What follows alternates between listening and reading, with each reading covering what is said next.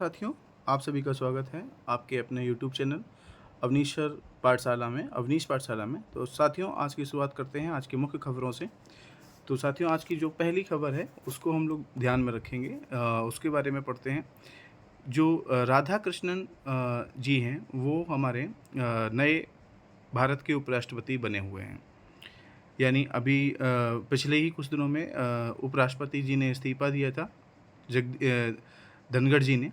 तो उनके इस्तीफ़े के बाद में आज की जो प्रोसेस पूरे होने के बाद जो भारत को नए उपराष्ट्रपति जी मिले हैं, उनका नाम है राधा कृष्णन। राधा कृष्णन जी जो हैं वो हमारे नए उपराष्ट्रपति मिले हैं, जिनको आप यहाँ पर स्क्रीन पर देख पा रहे हैं। मैं आपको सामने बना दे रहा हूँ। ये आप जो स्क्रीन पर देख पा रहे हैं, ये आपके पास जो है धनखड़ जी हैं। ठीक है, ये देखिए। इस खबर के बारे में पढ़ते हैं। खबर ये है कि आपके पास में भारतीय जनता पार्टी के नेतृत्व वाले रागज के उम्मीदवार सीपी राधाकृष्णन भारत के 17वें उपराष्ट्रपति होंगे। उन्होंने संयुक्त विपक्ष के उम्मीदवार बी सुदर्शन रेड्डी को 152 वोटों के अंतर से उन्होंने हरा दिया है। संसद भवन में मंगलवार को हुए मतदान में राधाकृष्णन को 752 वैध मतों से, कुछ अवैध वोट भी थे, मैं अभी उनके बारे में भी बताऊंगा आपको। जो वैध वोट मिले वो कितने थे? हमारे पास में 752 वोट थे। 752 वैध मतों में से प्रथम वरीयता के 452 वोट मिले, जबकि रेड्डी को प्रथम वरीयता के महज 300 वोट ही मिल पाई। 15 सांसदों ने क्रॉस वोटिंग करी। देश में 17 बार उपराष्ट्रपति का चुनाव हुआ है, जिसमें सर्वपल्ली राधाकृष्णन और हामिद अंसारी 2 कार्यकाल तक इस पद पर रहे। हालांकि धनखड़ जी का काम भी अच्छा चल रहा था, लेकिन वो किन्हीं स्वास्थ्य कारणों बस उन्होंने इस्तीफा दे दिया। तो खैर, ये तो राजनीतिक स्तर की बातें हैं, लेकिन जो अभी की ये खबर है, इस पर हम लोग चर्चा करेंगे। अंसारी जी और सर्वपल्ली राधाकृष्णन जी का दोनों लोगों का कार्यकाल जो रहा 2 बार रहा। निर्वाचन अधिकारी पीसी मोदी ने बताया कि 781 मतदाताओं में से 98.2% यानी 767 लोगों ने मतदान किया। इसमें 15 वोट जो थे, मैंने जिसके बारे में भी आपको बताया था कि वो वोट जो थे वो अवैध थे, अवैध पाए गए, जिसमें वैध मतों की संख्या 752 रहेगी। एक डाक मत जो था वो रद्द घोषित कर दिया गया, क्योंकि संबंधित सांसद ने वोट डालने से इनकार कर दिया। ठीक है। जीत के लिए जरूरी मतों की संख्या 377 थी। राधाकृष्णन को 75 वोट अधिक मिले, यानी इनको 75 वोट जो हैं वो अधिक मिले, जो हमारे विपक्ष के उम्मीदवार थे रेड्डी जी, उनसे। उपराष्ट्रपति चुनाव के लिए निर्वाचन मंडल में 788 सदस्य होते हैं। इनमें 245 राज्यसभा के और 543 लोकसभा के, यानी राज्यसभा और लोकसभा दोनों को मिलाकर के उपराष्ट्रपति का चुनाव किया जाता है। राज्यसभा में 12 मनोनीत जो सदस्य होते हैं वो भी मतदान करते हैं। अव्यय संख्या जो है वो आपकी विपक्ष के उम्मीदवार जो हैं 781 है। तो क्योंकि राज्यसभा में 6 व लोकसभा में 1 सीट रिक्त है, भाजपा ने सिर्फ विपक्षी इंडिया गठबंधन में भाजपा न सिर्फ विपक्षी इंडिया गठबंधन में सेंध लगाने में कामयाब रही, बल्कि भाजपा कांग्रेस से समान दूरी की नीति अपनाने वाले दलों के सांसदों के बड़े हिस्सों को भी अपने पक्ष में करने में सफल रही। बीजू जनता दल हो गया, भारत राष्ट्र समिति, अकाली दल और दो निर्दलीय समेत जो हैं दो निर्दलीय समेत कुल 14 सांसदों ने मतदान से दूरी बना के रखी। गौरतलब ये है कि ये सब जगदीप धनखड़ जी के इस्तीफा देने के बाद हुआ। आप यहाँ पर समझेंगे कि यहाँ पर भी वोट चोरी जैसे मामला यहाँ पर उठाया गया। दिलचस्प ये होगा, मतलब इम्पोर्टेंस ये होगा कि वोट चोरी का आरोप लगा रहे विपक्ष को इस चुनाव में संख्या में कम वोट मिले। लोकसभा और राज्यसभा ने मिलाकर इंडिया ब्लॉक के सदस्य 334 हैं, पर विपक्षी प्रत्याशी जो सुदर्शन रेड्डी जी, हालांकि विपक्ष का जो प्रत्याशी था वो भी बहुत दमदार था, तो उसको 300 ही वोट मिल पाए। कांग्रेस के प्रचार प्रमुख जो हैं जयराम रमेश ने पहले दावा किया कि इंडिया ब्लॉक के दोनों सदनों में 315 सदस्य हैं सभी रेड्डी के साथ में खड़े हुए हैं। नतीजे के बाद उन्होंने उन्होंने लिखा कि विपक्ष का प्रदर्शन सम्मानजनक रहा। कांग्रेस अध्यक्ष मल्लिकार्जुन जो खड़गे जी हैं, उन्होंने राधाकृष्णन जी को शुभकामनाएं दी। सैद्धांतिक संघर्ष के लिए सुदर्शन रेड्डी ने का भी आभार जताया। मोदी जी ने भी राष्ट्रपति कृष्णन जी के बारे में कुछ शब्द कहे। उन्होंने कहा कि वो एक अच्छे उपराष्ट्रपति साबित होंगे। उन्होंने उनको बधाई दी। जीवन में हमेशा समाज की सेवा, गरीबों व हाशिए पर खड़े लोगों को सशक्त बनाने और उनके लिए समर्पित रहने के बारे में उन्होंने उनको सुझाव दिया। उन्होंने कहा कि मुझे विश्वास है कि वे उत्कृष्ट राष्ट्रपति साबित होंगे, हमारे संवैधानिक मूल्यों को मजबूत करेंगे और संसदीय संवाद को आगे बढ़ाएंगे। हमारी जो राष्ट्रपति हैं मुर्मू जी, उन्होंने सार्वजनिक जीवन में राधाकृष्णन का समृद्ध अनुभव और राष्ट्र की प्रगति में वो योगदान देंगे, ऐसी उन्हें शुभकामनाएं दी हैं। सफल व प्रभावशाली कार्यकाल के लिए भी उनको शुभकामनाएं दी हैं। यहाँ पर एक इम्पॉर्टेंट बात ध्यान में रखनी होगी कि विपक्ष के उम्मीदवार बी सुदर्शन रेड्डी ने राधाकृष्णन को जब उपराष्ट्रपति चुनाव में उनकी जीत हासिल हुई तो उनको शुभकामनाएं दी और कहा कि लोकतांत्रिक प्रक्रियाओं में अटूट विश्वास के साथ परिणाम को विनम्रतापूर्वक वो स्वीकार करते हैं। वैचारिक लड़ाई को और जोश के साथ मैं जारी रखूंगा। हमारा लोकतंत्र सिर्फ जीत से ही नहीं बल्कि संवाद, असहमति और सहभागिता की भावना को मजबूत करता है। सभी रद्द बोर्ड विपक्षी सांसदों के देखा गया है कि संख्या की दृष्टि से अगर देखा जाए तो राजग उम्मीदवार को गठबंधन के 426 वोट मिलने थे। इसके अलावा आंध्र प्रदेश व YSRCP के 11 सांसदों ने राजग उम्मीदवार का समर्थन किया।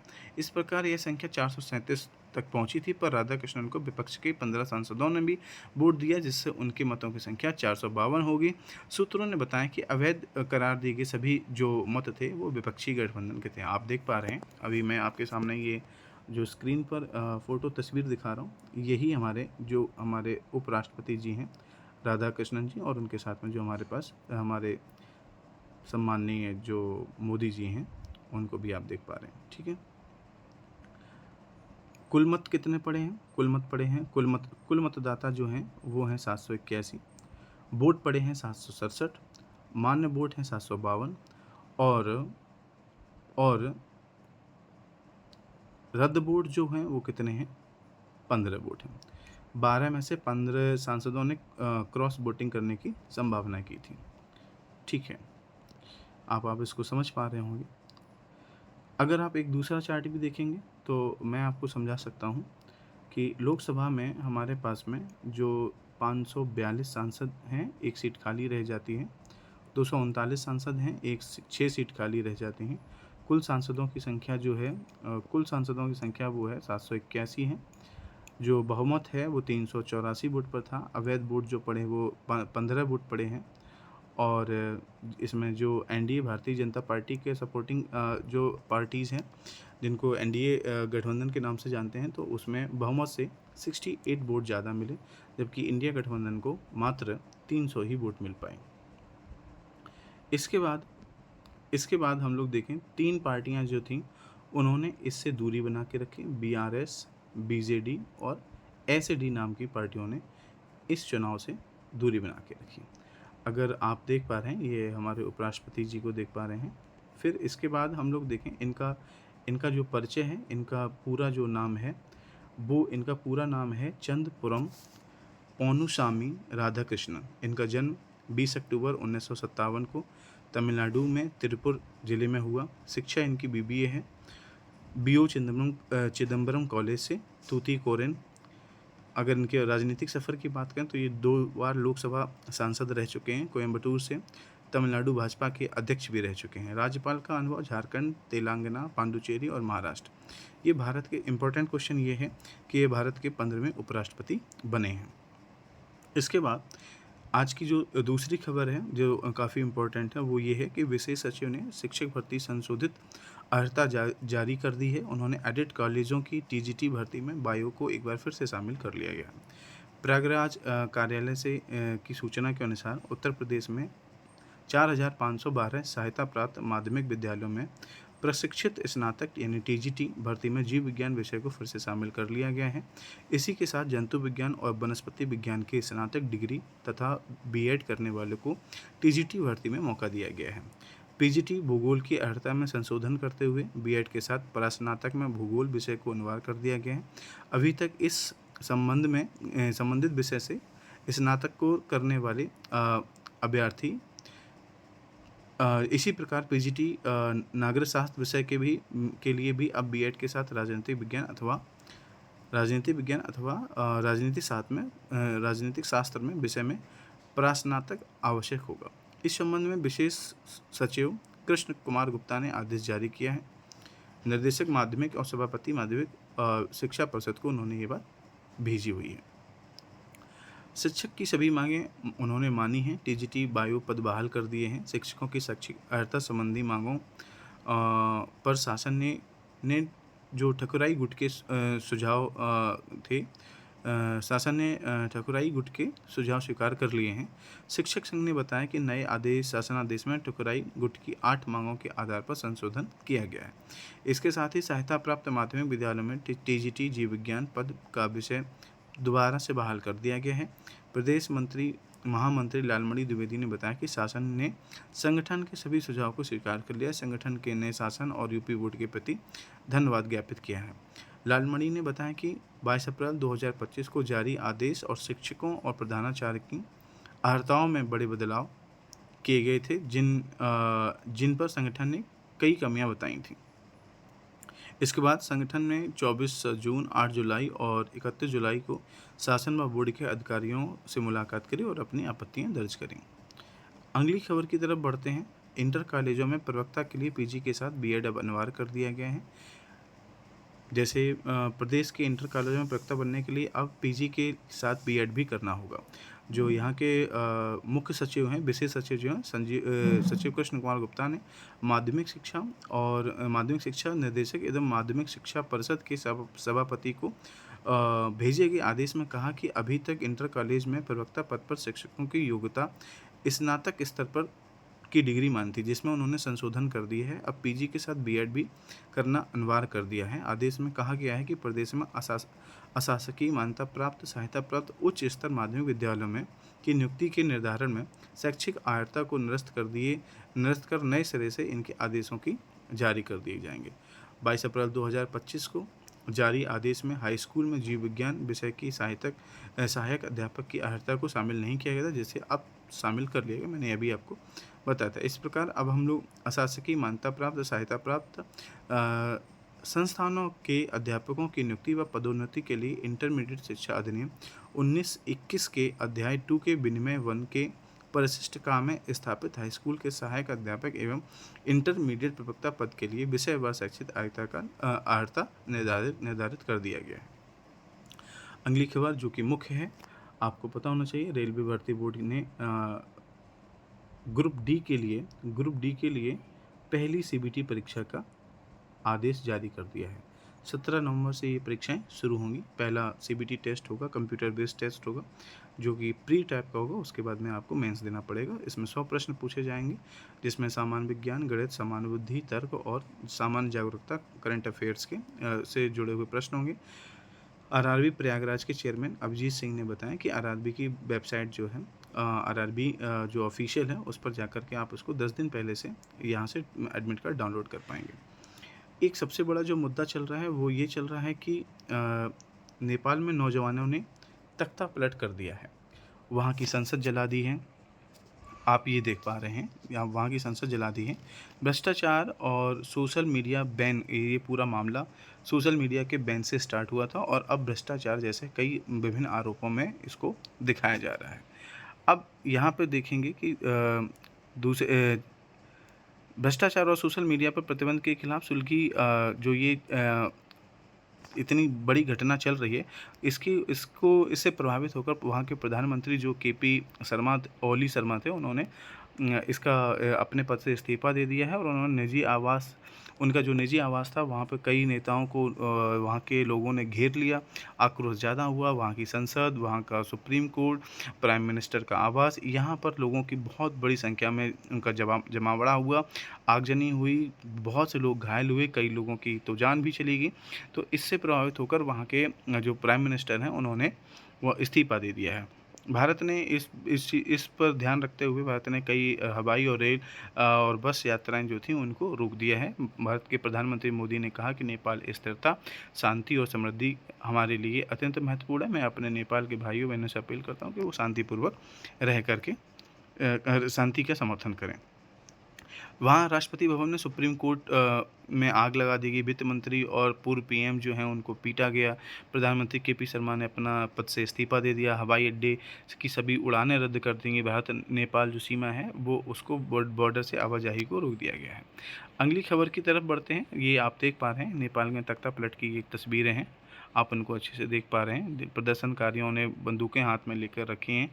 कई पुलिस वालों को, किसी पुलिस के जवानों को पीटा है, मार दिया। एक लास्ट की खबर की तरफ हम लोग बढ़ते हैं। युवा ब्रिगेड जो है का जोरदार आगाज भारत जो ये हमारे दुबई में अभ्यास सत्र के दौरान अक्षर पटेल और अन्य साथियों के साथ आप जसप्रीत बुमराह को देख पा रहे हैं। हमारे जो कप्तान हैं अभी रिसेंटली डेज में क्या हो रहा है कि सूर्य कुमार यादव की पहल में कप्तानी में आप देख पाएंगे टीम इंडिया पहली बार एक बड़े टूर्नामेंट पर उतरने जा रही है। ये प्रबल युवा ब्रिगेड बुधवार एशिया कप की जो T20 है उसका मेज़बानी जो संयुक्त अरब अमीरात यानी UAE के खिलाफ अभियान में शुरुआत करेगी। पाकिस्तान के खिलाफ 14 सितंबर को होने वाले यह है अहम मुकाबले से पहले के अभ्यास जैसा होगा, लेकिन टीम प्रबंधन के लिए यह सही संयोजन तलाशने का अवसर है। गौतम गंभीर के कोच बनने के बाद भारतीय रणनीति ऑलराउंडरों पर टिकी हुई है। मध्य क्रम और निचले क्रम को मजबूत करने के लिए 8वें नंबर तक बल्लेबाजी में गहराई रखने की योजना है। तथ्यों की बात है कि अब तक दोनों टीमों ने सिर्फ एक मैच खेला जिसमें भारत ने UAE को 9 विकेट से हराया था। दोनों टीम 9 साल बाद आमने सामने होंगी। पिछली भिड़ंत जो थी वो उनकी 2016 में हुई थी, एशिया कप में हुई थी जिसे भारत ने जीता था। विश्व कप के बाद भारत ने खेले गए 27 में से 24 मैच जीते हैं, केवल 3 ही हारे हैं। एक और विशेष खबर पर ध्यान देंगे कि किस्मत का बड़ा दिलचस्प मोड़ है कि शुभमन गिल को बचपन में गेंदबाजी करने वाले सिमरनजीत सिंह अब एशिया कप में उनके खिलाफ उतरेंगे। UAE की ओर से खेलने वाले 35 वर्षीय लुधियाना के इस स्पिनर ने याद किया कि करीब 2011-12 में गिल 11-12 साल के थे और मोहाली की PCE अकादमी में अभ्यास करने आते थे। सिमरन ने कहा था, वे अपने पिता के साथ सुबह 11 बजे आता था। मैं अपने नेट शस्त्र के बाद काफ़ी अतिरिक्त गेंदबाजी करता था। तो ये उन्होंने अपने गिल के 11-12 वर्ष के समय के जो प्रैक्टिस सेशन में आते थे उनके बारे में बताया है। तो फिलहाल ये बचपन में ये साथ खेले होंगे, लेकिन अब ये एक दूसरे के खिलाफ होंगे, एक दूसरे के अपोजिशन में खेलेंगे। थैंक यू दोस्तों, आप सभी का बहुत बहुत स्वागत है। आप सभी हमारे चैनल्स को लगातार वॉच करते रहें, चैनल को सब्सक्राइब करें और हमारी इस पहल में जो हम इस पहल को शुरू किए हैं इसमें हमारा सपोर्ट करें, हमारी मदद करें। तो बहुत बहुत थैंक यू है दोस्तों। मिलते हैं फिर अगली वीडियो में। धन्यवाद।